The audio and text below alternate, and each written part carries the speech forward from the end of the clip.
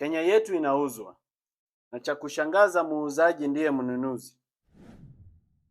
In the year 2013, a group of powerful individuals sat in a room and made a plan to be the wealthiest men in the world, to the disenfranchisement of many Kenyans. They hatched a grand scheme that would earn them an empire only similar to the Russian oligarchs. It was simple.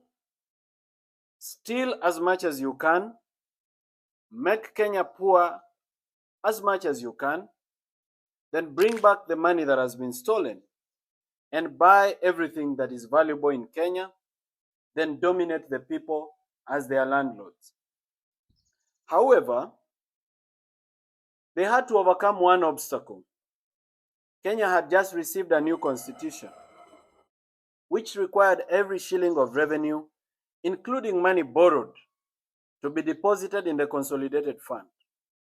From there, it would be allocated by Parliament to the recurrent and development expenditure, withdrawals of which would be made with the approval of the Controller of Budget, and the Auditor General would audit it. These individuals decided to cheat the law. They tasked the Honorable Kimani Ichung'wah, then the Chairman of Budget, to table and pass an amendment to the Public Finance Management Act, which will allow them to open government accounts abroad and to even spend abroad. The unconstitutional law allowed them to open several accounts across the world without parliamentary approval, borrowing money on behalf of the people of Kenya, stealing it without getting to the consolidated fund. A very convenient escape from the Controller of Budget and the Auditor General's audit. Since that time, fellow Kenyans, our country has been robbed in a despicable manner. So much money has been stolen that the figures look absolutely unbelievable.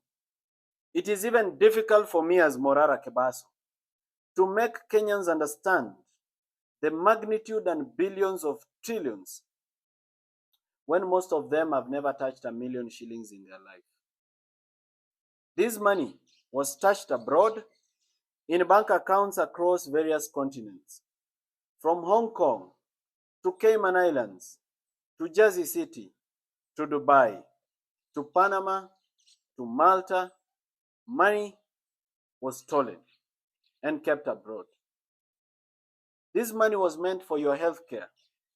It was meant for your children's education. It was meant for your own education. It was meant for development projects across the nation that would save Kenya and that would give millions of jobs. And it was stolen with uttermost greed and reckless abandon. Our country has been deliberately made poor. Why? It is because they want to make it cheap for the buyer. State corporations that employ very many Kenyans have been run down to intentionally make losses so that these individuals can justify privatization of these institutions. The hyenas of Kenya have decided they want to eat their own children, and they have accused them of smelling like goats. Unfortunately, the hyenas want to eat everything, including national assets that are sensitive to national security. A case in point is the Jomo Kenyatta International Airport. The Kenyan law does not permit any Kenyan to buy any public asset unless through a very tedious process under the Asset and Disposal Act and many other laws. But here comes a foreigner who has been permitted to own 20% of our airport after a 30-year lease. What a shock! Something that any Kenyan cannot be allowed to do, regardless of how much money they have. And yet these are foreigners, and they are allowed to own this. The purported foreigners are not even foreigners. They are proxies for Kenyans who hide behind foreign names and foreign faces. Our money that has been stolen since 2013 when Uhuru Kenyatta was president has started coming back through proxies in the face of investors.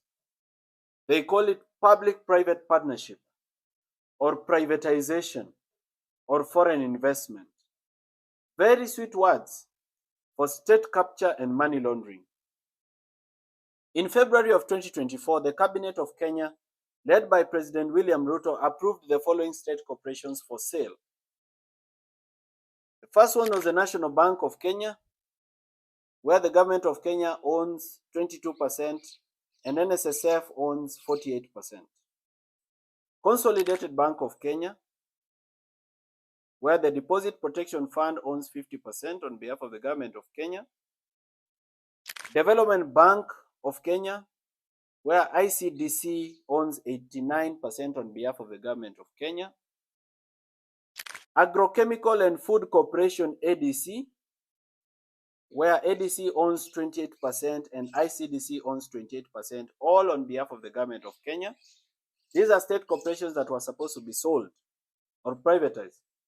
Kenya Wine Agencies, 72% is owned by ICDC. East African Portland Cement, where houses were demolished recently, NSSF owns 27% and government of Kenya owns 25%. All this is the government of Kenya ownership. Kenya Meat Commission was to be privatized, where the government owns 100%.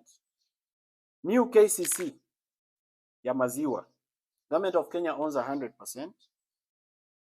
The Numerical Machining Complex, under the Kenya Railways Corporation, 51% owned by University of Nairobi and 49% owned by Kenya Railways Corporation. Miwani Sugar Company, which is under receivership, the government of Kenya owns 49%. Muhoroni Sugar Company, where ADC owns 16%. Cabernet Hotel, where Kenya Trading Corporation owns 98.2%. Mount Elgon Lodge Limited, Kenya Trading Corporation owns 72%. Kitale Municipal Council owns 13%. And Trans Nzoia County Council owns 13%. These were to be sold, all of them. Golf Hotel Limited, Kakamega Municipal Council owns 20%. Sunset Hotel, Kenya Trading, KTDC owns 95.4% and Kisumu City owns 4.6%. Kenya Safari Lodges, KTDC owns 63%. AWS owns 0.02%. Kengen, government of Kenya owns 70%. This was to be privatized. Kenya Pipeline Corporation, 100% owned by the government of Kenya, where money was stolen recently. It was to be privatized. Kenya Ports Authority, 100% owned by the government of Kenya, was to be privatized. There is another agency called the South Nyanza Sugar Company. It was also to be privatized, where the government of Kenya owns 98%. Nzoia Sugar, where the government of Kenya owns 97%. All these are state assets of great value. They employ several Kenyans, but these assets were supposed to be privatized in the name of allowing them to make profit, when they've been intentionally run down and made to make losses, so that the people who've stolen our money can find something to buy. Ladies and gentlemen, you and I know the buyers, and the buyer is also the seller, and the seller is the buyer. The mission for these people is to build empires that can be passed down through their descendants like royal families. But they want to do this by impoverishing and making us all poor. They want to do this all on the backs and in the sweat and tears and blood of dying Kenyans who can barely afford to eat. Today, we stand on ashes. We stand on a broken country that cannot afford basic necessities of life. Our natural resources, mined and taken abroad to develop other countries with no benefit to the Kenyan people except corrupt politicians in power. Our gold, our petroleum, our coltan, our gemstones, our titanium, our mica, our diatomite, all gone. Stolen by white people who bribe black people in power because they are too greedy to think of the future of their children. We have become beggars in our own nation. We are so angry and bitter that sometimes we forget and fight amongst ourselves. We have lost any hope in our future. We are in a state of darkness. A thick smoke has engulfed our nation. We are a population which is poor, destitute, and drowning in the tears of sadness. While we continue to cry about the state of our nation, some individuals and their children are living large and enjoying fine things. They have bought helicopters, private jets, rare cars, luxury boats, expensive watches, expensive belts. They have bought holiday homes around the world, and they have invested in building private cities. They have bought our banks. They control the sectors of our life. We cannot move without fueling in a petrol station that is owned by them. They process our food, and we eat their brands. We have become beggars at home. Fellow Kenyans, were we born to be poor, sick, and die? Aren't we entitled to human dignity? Why should we live like slaves at home? People of our nation, we have tolerated mediocrity for far too long. We have tolerated incompetent politicians who steal our money, insult us, abduct us, kill us, and continue to lead us as if they own us. We have become like pieces of furniture in a rich man's house. We need to liberate ourselves. We must set ourselves free from tribalism, corruption, and poor governance. We must liberate our minds. We need a new dream. And the time is now, not tomorrow. As a young man in this nation, I have tried my best to open your eyes. I continue to try every day. I have suffered arbitrary arrest. I have slept in cold police cells. I have been hit by metallic chairs on my head and on my neck. I have been threatened, trolled, and insulted. My privacy has been invaded. I have lost my property. My previously quiet life has been turned upside down into chaos where every word I utter can be misunderstood and turned back against me in a sharp knife of condemnation. But I still stand tall, and I hold my head high. I refuse to buy fear. I refuse to give up, and I refuse to live like a slave.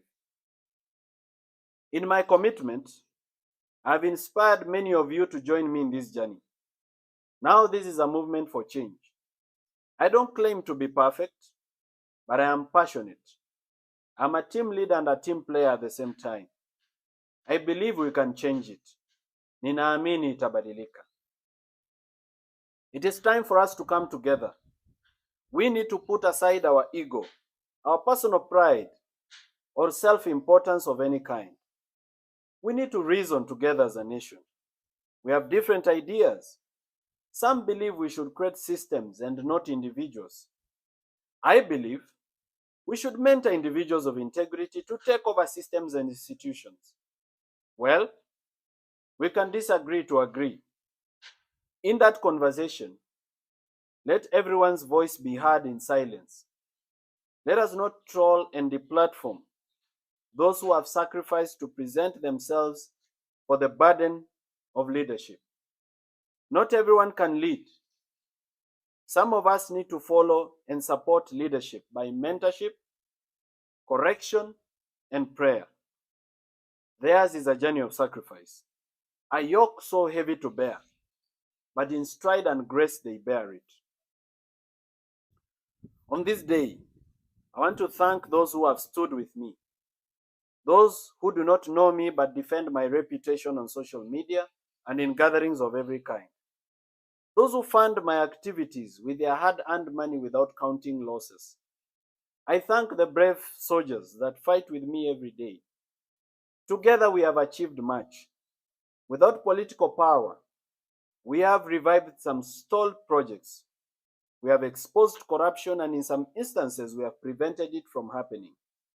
We are giants. The work we do is superhuman. We should do more of this every day and inspire other Kenyans to also do what they can do in their small ways and big ways.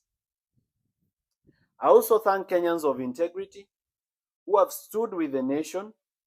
Notably, I want to recognize the effort of Honorable Kio Mtata, Honorable Richard Onyonka, Honorable Gathoni Wamuchomba, Honorable Jimmy Wanjigi, Eric Omondi, media personalities, content creators like Crazy Kena, musicians who have sung about bad governance like Nonini and Shanky, the Law Society of Kenya, judges, bloggers, spoken word artists like Oeba, YouTubers, TikTokers, Kenyans on X, civil society groups, whistleblowers, and all Kenyans of good intent.